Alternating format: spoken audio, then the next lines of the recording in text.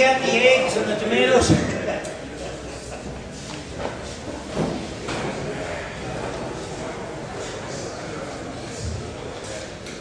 We've got kind of a diversified group. They each do something a little different from different parts of the country.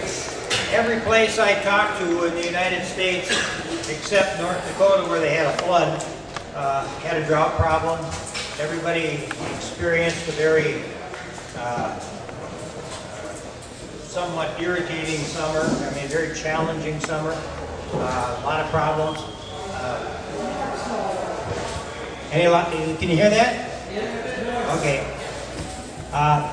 So these folks are going to kind of tell you a little bit about what they're doing, some of the things that they may have had to do differently this year. And then when we're through, you can ask any questions. Maybe some of the things they did will help. So let's start out with Dennis Turner. Dennis raises dairy heifers. He's not very far from here, so he's been in this area a long time. He knows how to do things in this area. And then we'll go through it, and when everybody's explained what they do, we'll have a question and answer session. Here you go, Dennis. As you said, we raise dairy heifers. Generally, we run about 600 head. We intensive graze to the point we typically move animals every day. Those heifers are broken into different production groups, bred heifers, breeding heifers, lightweight heifers, whatever. I've got 4 or 5 dairies that I raise their replacements for them. Most, yes? Can you crank it up a little bit more? Maybe I should talk into it then. I forgot, I need to be a rock star up here.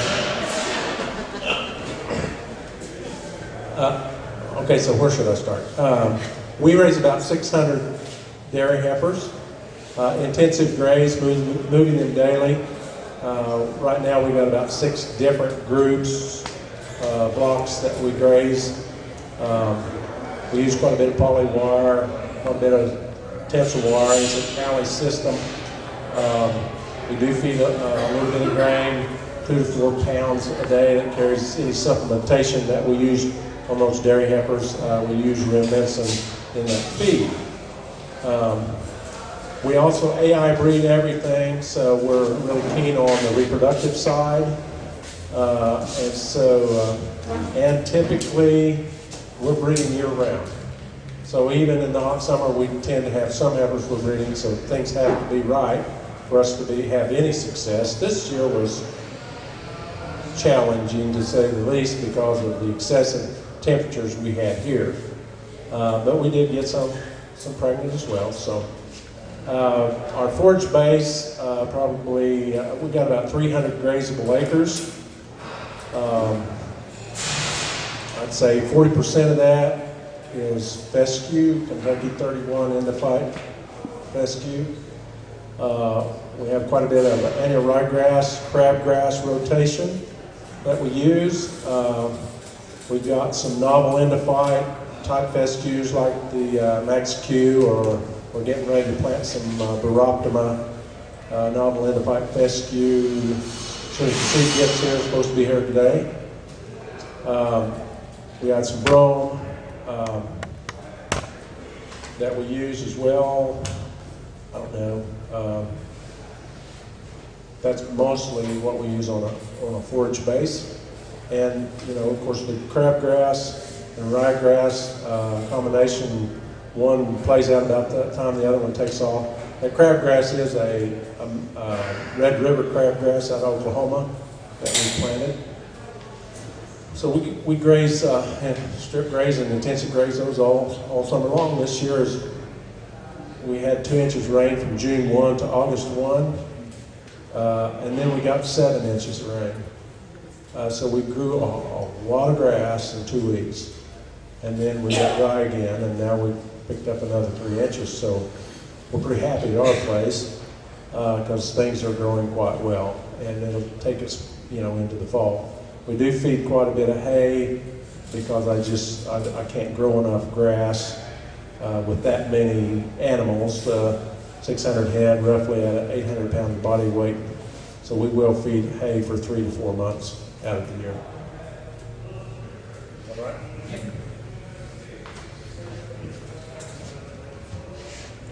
My turn.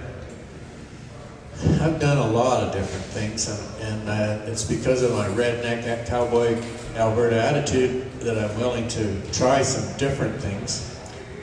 Right from my start at ranching in southern Alberta, I just could see something has to change just a little bit, and so I was very instrumental in importing Charolais cattle to breed on our good British cows, and you know what, that worked. We made more money than anybody else, and we were thinking this was great, so I got into purebred Charolais because I could see the future. But I didn't see that everybody would start to follow in crossbreeding and then keeping their heifers and then making their cows too big. That was the problem that happened. And that's what's hurt us today pretty bad. But we went on from that and went past the purebred Charolais business, and when that was, it didn't weaken, but it weakened maybe in my mind, and we got back into feeder cattle and feedlots and grass management. And my introduction into grass management in the early 80s was the biggest problem is getting the cattle out of your mind and grass there. Because I was a cowboy rancher, and really what we were is becoming grass managers and grass farmers. That's a hard paradigm to go through. And today, I do my farm work in shorts and running shoes, and I put on my boots and jeans, and I go team roping, and I'm a team roper. I'm no longer a cowboy on a ranch, because we grow grass, and we're very successful at it. We run feeder cattle, feeder pigs, and sheep on grass and grass finish, and we do that in the Creston Valley along the Columbia River, where we turn cattle out in April and graze till December and don't winter very much. And I thought that that's sort of where I would retire to, and into grass heaven, where we could do everything with grass. And then I got working with David with Powerflex Fence, because he thought I knew what I was talking about. I fooled him a little, but so I'm spending a lot of time helping people in Canada looking at fencing and fence management and grass management, because that's where it's profitable.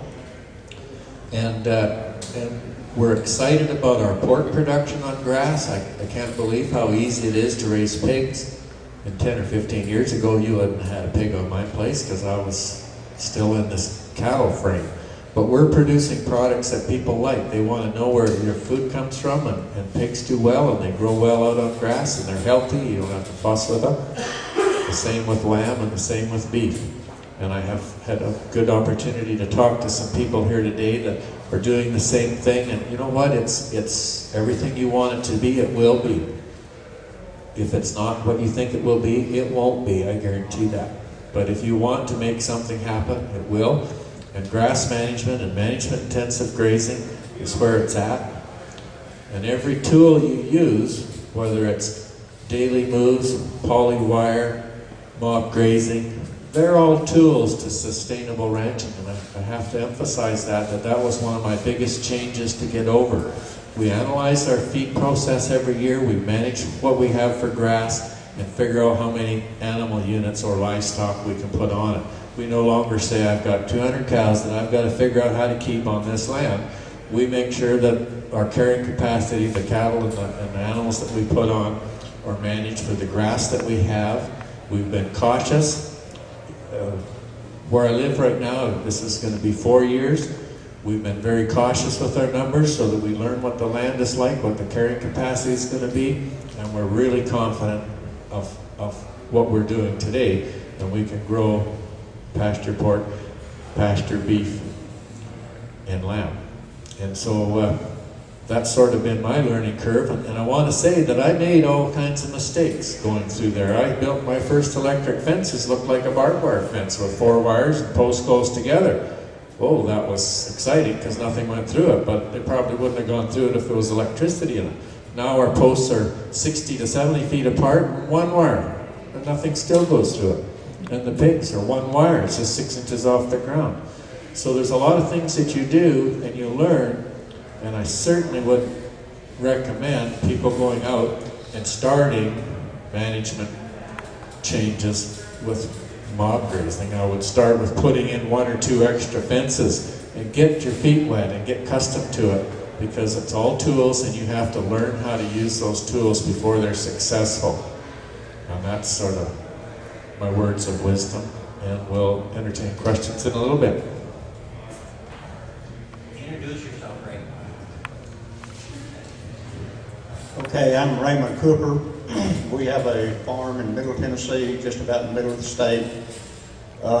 It's 300 acres, 270 in grass, plus we lease some nearby acreage that I'm running some beef cattle on. I've been in the commercial cow-calf business my whole life, and you can see it's been a long time, and seen good times and bad times. Our farm is predominantly fescue and clover. I've had to change the way I operate several times. I've wintered cattle about every way they can be wintered, from corn silage to a lot of hay to no hay.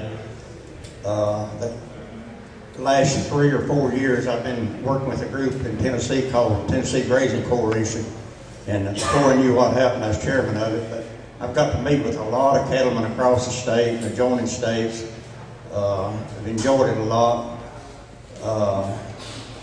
We're losing a lot of cattlemen in the state of Tennessee, and the reason we're losing them is lack of profitability. And a lot of people are going to go broke before they'll change. It's a frustrating thing when you're going around the cattle groups and talking to people. I adopted rotational grazing to some degree in the mid to late 80s. My drawbacks with my water system, I should have been more proactive in getting multiple water points instead of relying on ponds and creeks. But I've always had to do my farm improvements out of retained earnings. I didn't inherit a farm and I didn't marry a farm, and so I had to do it out of retained earnings. It's been a slow process. But we now have, I think, 14 pressurized water points around on the farm. Our cross fencing, primarily 1 and 2 strand high tensile wire. My son moved back to the farm about 5 years ago, and he's in his 3rd year with the rotational grazing dairy. It's basically patterned on what they're doing at Southwest Research Center. He's real excited about the profitability of that. So he's taken the good side of my farm and turned it into a dairy. He's milking 103 cows, I believe now, and planning to go to 125 next year. And so I've kind of taken the rough side of the farm and some rented land for my beef cattle, and which suits me fine. But 2 or 3 points I'd like to make. The advantage you have in Missouri and we have in Tennessee is the fescue belt. And everywhere I go to these county groups, they'll spend half their time cussing fescue. But you've got to learn to manage where you got an advantage. And I think the cheapest place to raise cattle in the United States, and I've been from Nevada and California to Pennsylvania and New York, I think the cheapest place to raise beef cattle is northern Arkansas, southern Missouri, Kentucky, Tennessee, maybe western Virginia, North Carolina. And what we got in common is a fescue belt. And there's 5 really good reasons to grow fescue: November, December, January, February, and March. And what separates the men from the boys, and the profitable from unprofitable, is what it takes to winter a cow. You're going to have something green most years in the summer, but in the winter, you can't have any feed as cheap as stockpile fescue. And I was slow to learn how to utilize it. I thought I knew how till I met Jim Garish about 10 years ago at a grazing conference, and he said, we're wintering cows with no hay in north central Missouri. And I thought I knew how to stockpile and mini stockpile till I went up to visit him. But I've learned a lot from Greg Judy's articles and his books. I've learned a lot from Jim Garish, learned a lot from David. David gave us a lot of good advice when we started the dairy thing. And I feel like really I'm still just on the low edge of utilizing what